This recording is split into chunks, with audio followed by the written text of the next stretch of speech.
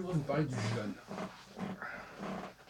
Ce jeûne qui fait partie du langage, puisque déjeuner, c'est sortir du jeûne. Breakfast, c'est sortir du jeûne. Petit déjeuner, dîner même, ça vient du même mot. Et d'ailleurs, les Anglais l'utilisent dans le sens de déjeuner, dinner. Donc, c'est important de jeûner. Mais il ne faut pas seulement jeûner au niveau de la nourriture, de ce qu'on ingurgite.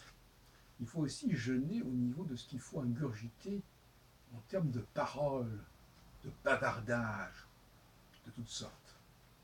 Et le silence est d'or, comme on dit. Et moi, je suis extrêmement perturbé par les gens qui parlent dans les lieux publics.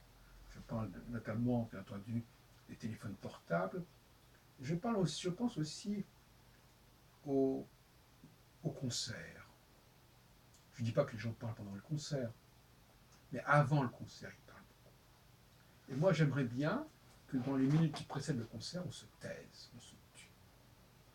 Et il y a beaucoup de gens, parmi les spectateurs, que ce soit à la salle Cortot ou que ce soit ailleurs, qui, jusqu'à la dernière seconde où le concert va commencer, continuent à parler de ceci, de leurs petits problèmes, etc., avec leurs voisins, en se foutant totalement de savoir si les autres vont être perturbés par leurs propos. Bien entendu, ça concerne toujours dans ce genre de bavardage, soit deux femmes, soit une femme avec un homme, qui parle avec un homme. Alors moi, personnellement, je dis non, il faut du silence. Je revendique le silence, et une des choses que j'adore dans une bibliothèque, c'est l'exigence de silence. Ça vraiment, je trouve ça génial que dans une bibliothèque, il soit interdit de parler. Ça fait un bien fou, cette espèce de silence, que les gens soient là, mais qu'ils ne parlent pas. Qu'on puisse les voir. C'est d'ailleurs très bien, je trouve dans les transports en commun, on se plaint que les gens ne parlent pas. Mais heureusement qu'ils ne parlent pas. On les voit, on les observe, on les regarde, ils nous regardent, mais en silence. Le silence est d'or, la parole est d'argent. Donc, au niveau thérapeutique, je dirais, dans certains cas, vous sentez que vous n'êtes pas en forme, vous n'êtes pas en pleine possession de vos moyens, demandez-vous si vous n'avez pas, vous ne devez pas subir des propos. Alors ça peut être les voisins qui parlent, ça peut être aussi bien sûr la radio, la télévision, n'importe quoi. Mais encore ça, c'est pas le plus grave. Mais est-ce que vous pouvez vous isoler? La musique, donc la musique, c'est pas la parole, la musique. Il faudrait quand même insister là-dessus. Bien que moi, personnellement, quand j'écris, j'ai pas envie d'entendre de la musique, très clairement. Donc, je suis absolument affirmatif sur ce sujet-là. Le bruit empêche le cerveau de fonctionner à plein régime. Je ne dis pas que ça empêche de pas de fonctionner. Si vous êtes en train de lire, je ne sais pas moi, François, bon, c'est pas le bruit qui va vous empêcher de lire François. Mais si vous êtes en train de lire un ouvrage plus sérieux, c'est pas que vous n'allez pas le lire, c'est que votre cerveau ne va pas en tirer le maximum, la substantifique moelle, voyez-vous.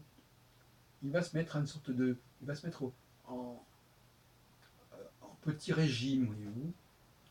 Et finalement, vous allez vous apercevoir que la qualité de réflexion, la qualité des idées, la qualité de compréhension, d'entendement que vous allez avoir des textes que vous lisez, sera beaucoup plus médiocre quand il y aura des gens qui parleront autour de vous.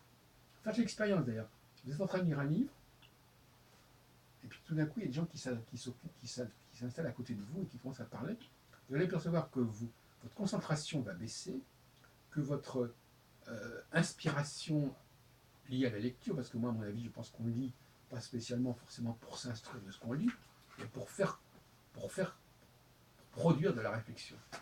Eh bien, votre processus de réflexion, réflexive, va être atteint, va être handicapé par ce bruit, par ce chuchotement, par ces bavardages, par ces murmures, même si c'est à un niveau relativement faible, au niveau des décibels, ça n'a pas beaucoup d'importance, c'est la même chose. Des gens qui chuchotent à côté de moi, c'est aussi nocif que des gens qui parlaient à voix haute. Et donc, il faudrait quand même que les gens respectent le silence des autres, parce qu'ils leur gâchent la vie et ils mettent en cause la qualité de leur vie. La qualité de vie, c'est de manger correctement, de consommer des choses de valeur, mais aussi de pouvoir jeûner. Il ne faut pas forcer les gens à consommer, à manger à tout prix. Il ne faut pas non plus forcer les gens à vous écouter, à vous entendre, discuter avec votre voisin, parce que ça va appauvrir leur mode de vie, leur qualité de vie. Et ça, c'est tout à fait inacceptable.